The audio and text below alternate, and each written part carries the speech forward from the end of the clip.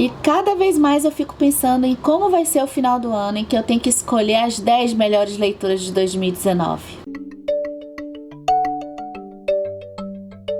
E chegamos ao mês de setembro e vamos embora conversar sobre as nossas leituras. Me conta aqui nos comentários o que vocês andaram lendo. Eu vou começar conversando com vocês sobre alguns quadrinhos que eu li desde o vídeo anterior de leituras. O primeiro é o volume 1 de Death Note, do Takeshi Obata, com o roteiro do Tsugumi Ohba, e que tem como tema principal um tema que eu gosto bastante, que é a morte. É algo parecido com o que fez o José Saramago lá nas Intermitências da Morte, e no Ceifador do Neil Shusterman, que a gente já conversou aqui no canal. Ele personifica a morte em uma pessoa, digamos assim. Então a morte acaba tendo uma vida própria e existe uma decisão de quem vai morrer ou não por um ser. Nesse caso do Death Note, a gente tem um adolescente, que é o Kira, que vai encontrar um caderno que é o Death Note. O caderno, tudo que se escreve, os nomes das pessoas que é escrito no caderno, visualizando o nome de quem está sendo escrito, essa pessoa vai morrer. Tem algumas regrinhas que a gente vai descobrindo no decorrer da história, um pouco parecido com o Ceifador. E o mais bacana desse mangá é que o autor, o roteirista, escolheu fazer uma batalha de ideias, ao invés de batalhas físicas. Então, o nosso adolescente é o Kira, e outro ponto interessante é que ele começa essa trajetória aí com todas as boas intenções. Esse caderno, que ele vai perceber que funciona quando ele bota o nome da pessoa, inicialmente é usado até com um propósito interessante, mas o negócio vai crescendo de um jeito que a polícia, o FBI, todo mundo aí é envolvido para se entender o que está acontecendo com essas pessoas que estão sendo mortas. E um antagonista aí na história, que é o L, a letra L, que a gente não pode saber o nome dele, até porque o Kira não pode saber o nome dele, vai ter esse embate aí, porque ele quer capturar o Kira, que é o dono do caderninho lá da Death Note. E esse L, ele é muito inteligente também. Então é uma aventura aí de prenda-me se for capaz. Eu vou botar aqui o filme, né? De encontrar alguém que é muito inteligente, com também um perseguidor, que eu não posso dizer que é vilão aqui. Quem é vilão na história? O que é legal. O vilão tem que ser percebido por nós leitores. Então essa perseguição, esses dois opostos aí meio que brigando numa briga de inteligência, para ver quem é mais inteligente aqui. Da Audrey Lainey e da Navy, eu pude conhecer o Duplo Eu, esse quadrinho espetacular que trata do tema da obesidade. Ele foi publicado aqui no Brasil, traduzido nessa edição pela Renata Silveira, e eu simplesmente me apaixonei por isso aqui. Ele traz o tema da obesidade de um ponto de vista que eu acho que muitos profissionais que cuidam de pessoas assim da área médica ou das outras áreas da área de educação física deveriam perceber, para tirar aquele discurso de que é só fechar a boca e que tudo se resolve. E pessoas que têm excesso de peso, não o excesso de peso de 3 quilos, 5 quilos, 7 quilos, para ficar com a bunda sarada pro verão. O excesso de peso mesmo, vou chamar aqui de raiz, não é coxinha, é de raiz. Acho que é importante pra gente. Eu tenho esse problema, então foi uma leitura muito importante para perceber coisas até mais forte, porque ainda que eu até já soubesse como o processo funciona dentro da nossa cabeça, ver as imagens e ler isso aqui traz uma emoção mais forte. E também para aquelas pessoas que não têm problemas, que precisam ou desejam compreender o lado de alguém que sofre com o problema da obesidade. Outra coisa maravilhosa que eu conheci foi o chabutê com um pedaço de madeira e aço. Conhecer o chabutê me fez lembrar do Quino, que é um quadrinista que eu amo muito. Quino é o criador da Mafalda, mas o que eu mais gosto do Quino, e o Quino eu conheço há muitos anos, eu conheci logo depois quando eu entrei na faculdade, é que o Quino, ele tem o poder de expressar em uma imagem muitas coisas. Não é só a qualidade técnica da imagem, é as coisas que ele insere na imagem que pode contar uma história. E Chabutê tem isso também. Ele, em uma imagem, é como se a gente pudesse ter aí 2 parágrafos de um livro contados em muitas palavras, e ele não usa diálogos para as imagens dessa história aqui. E algo espetacular que eu achei foi ver uma história que o nosso protagonista é um banco de praça, um banco de rua, e como que a gente pode perceber histórias contadas por seres inanimados, se a gente for fazer esse exercício assim, meio surreal de parar para pensar. Esse quadrinho me fez lembrar muito do tema da preservação histórica. O que guarda nas coisas em que a gente tem, nas coisas que foram construídas há um tempo atrás e que se fala tanto em modernidade, mas como que o papel às vezes de um objeto, sob o ponto de vista do que ele representa, pode ser importante pra gente. A gente vai poder conversar melhor sobre essa estupenda obra do Chabutê em um vídeo exclusivo que eu tô produzindo aqui pro canal, pra gente pensar um pouco nessa história, sobre esse aspecto, poder discutir um pouco sobre essa coisa de preservação histórica, que foi um dos temas que me veio muito quando eu acompanhei esse quadrinho aqui. Eu terminei o Inverno do Mundo, do Ken Follett, que é o 2º volume da trilogia do século, e eu simplesmente amei, continuo amando essa série, continuo apaixonada pelo Ken Follett. O primeiro volume é o Queda de Gigantes, e o que o Ken Follett se propõe com essa série aqui? Ele vai pegar personagens de 5 países, que são países de Gales, Inglaterra, Alemanha, Rússia e Estados Unidos, e vai fazer uma coisa um pouco parecida com o George R. R. Martin nas Crônicas de Gelo e Fogo, só que não tem capítulos no ponto de vista de cada um não, mas ele pega essas regiões e ele desenvolve personagens maravilhosos. O cara sabe desenvolver personagens com um pano de fundo histórico, e esses personagens vão acompanhar sob esses pontos de vista. No caso do Queda de Gigantes, é a Primeira Guerra Mundial, o que veio antes da Primeira Guerra Mundial, a crise lá dos mineradores, da aristocracia, a Primeira Guerra desencadeada, a Revolução Russa. A gente vai vendo isso nesse personagem. Eles acabam se interligando de alguma forma, o que faz a leitura ficar bem interessante. E o Inverno do Mundo poderia ser assim, uma leitura, né, às vezes o 2º livro da série às vezes cai de qualidade, mas eu achei justamente o contrário.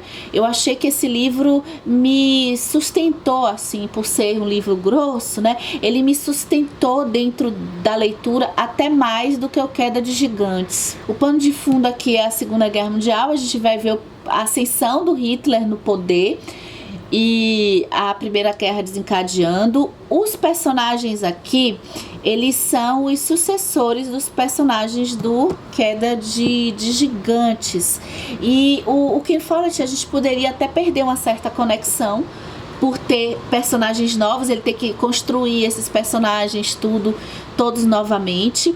Mas ao contrário, eu acho que o Ken Follett, ele manda muito bem pra gente se envolver com novos personagens de certa forma, e trazendo os personagens do livro anterior com um certo de forma secundária, mas acaba tendo uma relevância importante na história. Eu simplesmente sou fã dessa série. Eu recomendo muito essa série para quem, como eu, tinha medo de ler livros gigantes e é uma escrita muito fluida por isso. E eu falo muito, há um tempo atrás, eu vou voltar a falar nesse vídeo, já que a família CCL está crescendo. Há um tempo atrás, eu falava para as pessoas para baixarem a amostra, eu não sei se ainda tem, mas a amostra de Queda de Gigantes, que aí você iria ler o prólogo que é o primeiro capítulo, se eu não me engano.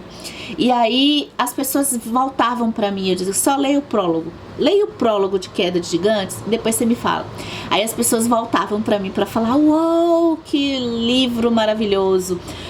Para ter a certeza, caso você fosse comprar o livro, né, que você iria gostar. Então só em ler o prólogo de Queda de Gigantes, você já sente o que é a escrita do Ken Follett, o poder que ele tem de construir personagens e de fazer histórias assim maravilhosas. Gente, eu li também esse aqui, ó, esse aqui já é o oposto, um livro curtinho, espetacular, que é o Bem Amado, do Dias Gomes. Aqui é uma peça de teatro e esse faz parte da minha pesquisa de livros felizes, que não sejam chick-lit ou romances de época, que não tenha romance propriamente dito, de romance romântico, né? E eu tenho achado, já tô fazendo uma listinha para fazer um serviço social aqui para vocês que tem, que nem eu, dificuldade de encontrar livros bem-humorados e que faz crítica social também. Aqui a gente tem, gente, a crítica política. A gente tem um prefeito, né, assim, um político, que é o Odorico Paraguaçu, o melhor antivilão que eu já li na minha vida e que eu também já assisti na minha vida. Tem o Jack Sparrow daquela do Piratas do Caribe, que eu só chamo Piratas do Caribe, mas enfim, esse é melhor. Então, o Odorico Paraguaçu, ele mora na cidade de Sucupira. A gente tem essa cidade no interior daqui da Bahia, em que é uma cidade tranquila e pacata, e num momento assim fervoroso, ele se aproveita da situação que está tendo um enterro e a cidade não tem cemitério, então ele está acompanhando a problemática que é transportar o corpo para uma outra cidade para enterrar uma pessoa, e ele faz uma promessa de que, se ele for eleito prefeito, ele vai construir o primeiro cemitério da cidade de Sucupira. Só que essa cidade de Sucupira é uma cidade pacata, assim, ele ganha a eleição, ele vai construir, ele vai ser pressionado até pela opinião pública, porque ele pauta a eleição numa coisa assim de momento, né? Sorte que a gente tem que essas coisas não acontecem no Brasil, tá? Tem que pensar que é só ficção mesmo. E aí ele depois de eleito, ele vai pressionado, assim, você foi eleito por causa do cemitério, então ele vai construir o cemitério tirando verba da merenda escolar, porque, né, merenda escolar, o negócio é a pessoa fazer o que, né, pegar a ideologia. Então ele constrói o cemitério, só que aí, construído o cemitério, não tem morte na cidade. A cidade não tem morte. A gente vai reparar que a cidade nem tem, quase que não morre ninguém, as pessoas não estão doentes, não ficam doentes, não tem violência, é uma cidade tranquila. E todo o livro a gente vê o que ele vai fazer, com muito humor, pra gente pensar a respeito, super feliz, dando risada também. E o que vai se desdobrar essa história? O que ele vai fazer para que a candidatura dele, né, para que a candidatura dele de prefeito não vá por água abaixo? Esse livro aqui não é nem um pouco bem-humorado. Ele, pelo contrário, é bem dramático, mas eu amei também, que é A Confissão da Leoa, do Mia Couto, um livro que eu estava para ler há algum tempo. Acabei priorizando outros autores que eu estava querendo conhecer. Eu sei que Mia Couto já tem, dentro das literaturas africanas, um espaço assim bem consolidado em termos de crítica, em termos de consumo e interesse para as pessoas lerem.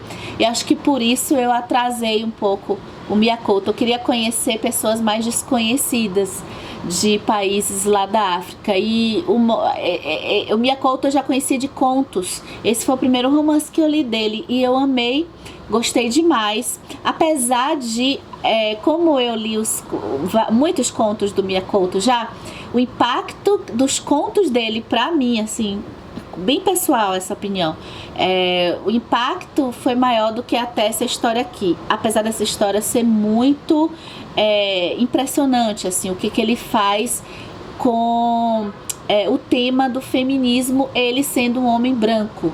Eu gostei. Aqui a história ele usa o realismo mágico, que é aquele elemento que coloca o sobrenatural. As intermitências da morte do Saramago é o exemplo que eu sempre dou, né? Em que as pessoas param de morrer e ele dá esse elemento sobrenatural e trabalha na história dele num ponto de vista realista. Aqui a gente tem uma aldeia lá no Moçambique, uma aldeia bem afastada da cidade, em que está acontecendo mortes por meio do ataque de leoas que estão atacando essa aldeia. Só que tem uma situação: essas leoas só estão atacando mulheres. E aí eu vejo nesse livro muito o que eu vejo, assim, o que me toca assim, sensivelmente, quando as pessoas falam que Moby Dick é só a história de um cara perseguindo uma baleia. A gente vai ter aqui um caçador que vai tentar matar as leoas que estão atacando a aldeia, mas essa história não é um mistério de por que essas leoas estão atacando só mulheres e tem que matar as leoas. Não é isso. Isso aqui é tudo muito simbólico.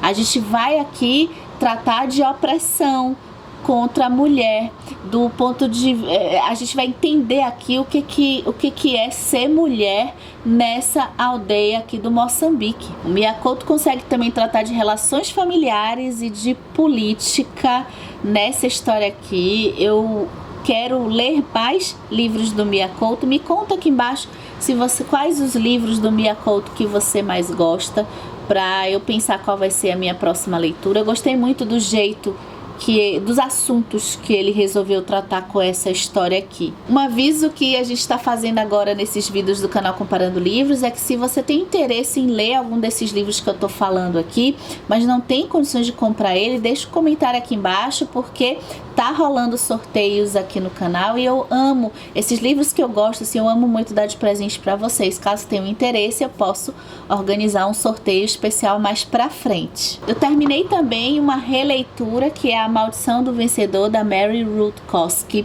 É um livro que eu pude perceber a potência dessa história. Esse livro é um livro para o público adolescente, para o público jovem e adulto, e ele vai tratar, eu amo essa história porque ela trata do tema da colonização. Ela usa o enredo assim, de um romance e de uma revolução política para tratar do tema da opressão social de um povo. O que vem depois de uma guerra, de conquista e de escravidão de um povo?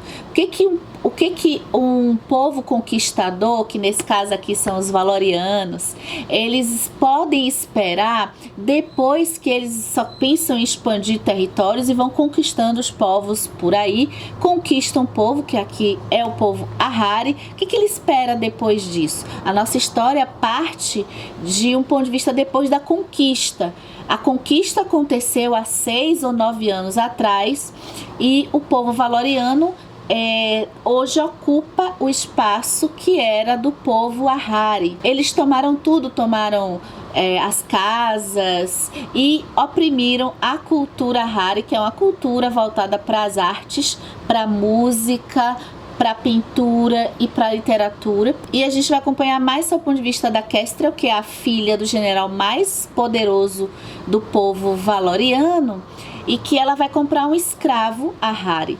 E a autora vai conduzir a história para a gente ver uma história de amor entre a Kestrel e o escravo, ao mesmo tempo que a gente vai acompanhando o fervilhar de uma tensão política, de uma revolução que está aí para acontecer, do povo Ahari, que quer retomar tudo que ele perdeu. Ele viu, o povo foi morto, assassinado e também escravizado. Então ele quer reverter, fazer a vingança dele e reverter a situação. Então a gente vai acompanhar essas duas linhas de enredo numa história que eu acho muito bem feita. A gente vai fazer um vídeo para a gente conversar melhor sobre essa história aqui para o público jovem também. Bem, ler um livro de alguém que a gente já conhece é uma experiência interessante. Eu não tenho muitos amigos autores, então quando acontece de eu ler um livro de um amigo,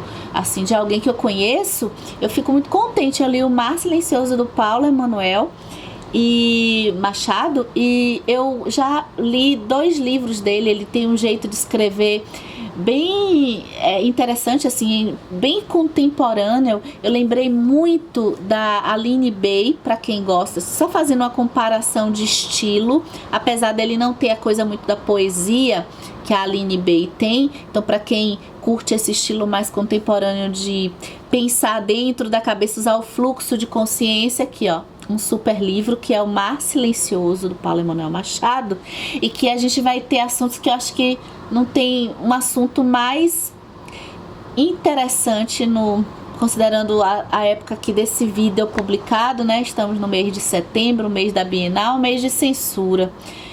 Acho que não teria tema melhor para a gente ler. A gente tem um protagonista aqui e que vai, além dos dilemas psicológicos durante a vida dele, que a gente vai acompanhar a trajetória de vida dele aqui, ele tem um dos principais temas na cabeça dele, a sexualidade, porque ele tem uma dificuldade de se entender dentro do homossexualismo, ou do heterossexualismo, ou do bissexualismo.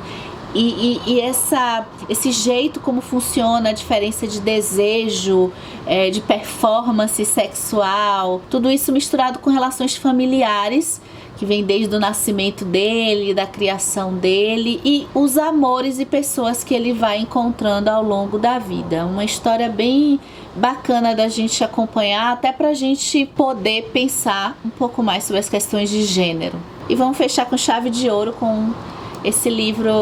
Eu acho que de todos os estilos literários eu tenho gostado, o que eu tenho gostado mais, acho que número 1 são esses livros de humor que tem crítica social, e eu acho que número 2 é isso aqui, ó, que é E o Vento Levou. Não, que é o romance histórico. Os romances históricos têm tido assim tem me proporcionado a melhor experiência literária. E a gente vai assim oscilando, né? Eu passei uma época gostando muito de suspense psicológico, e agora eu tô na modinha. Eu tô numa modinha minha de amar romances históricos. E O Vento Levou, da Margaret Mitchell, é uma história. A gente só precisa superar pouquíssimas coisinhas racistas que tem aqui. Agora vamos pensar assim também na época que foi escrita, né? Essa tradução é da Marilene Tombini, e eu gostei de ler aqui. Eu vi algumas pessoas reclamando da tradução, mas eu não tive nenhum estranhamento dessa tradução. Eu só fico um pouco assim, porque E o Vento Levou, precisa falar da história, gente? Ai, meu Deus. A história que se passa naquela época da guerra da secessão, dos problemas da guerra civil entre o sul e o norte dos Estados Unidos, que se deu lá no século XIX, na segunda metade do século XIX. E a gente vai acompanhar a trajetória da Scarlett O'Hara. E voltando assim ao que eu queria tratar, a gente vai fazer vídeo sobre O Vento Levou. Esse é o volume 1 dessa edição, e eu queria só reclamar um pouco. Não é nem a proposta dessa edição, é essa mesma, tá? É um livro pocket e tal, mas para quem gosta de livro físico, assim, de marcar, ó, eu faço as marcações, e também para quem lê de noite. Eu particularmente tenho alguns problemas com folhas quase transparentes, e acho que esse livro e essa história, ela é muito grandiosa, ela é rica demais. A gente percebe a escravidão nos Estados Unidos, a gente percebe o contexto histórico dos Yankees com os sulistas, as razões e a alienação que eles tiveram para entrar nessa guerra, meus senhores, e tudo isso com essa personagem que dá vida à história. Acho que se não fosse a Scarlett O'Hara, o Rest também, ele é muito legal, mas a Scarlett O'Hara é sensacional. E eu acho que essa edição poderia, essa história poderia ser editada aí.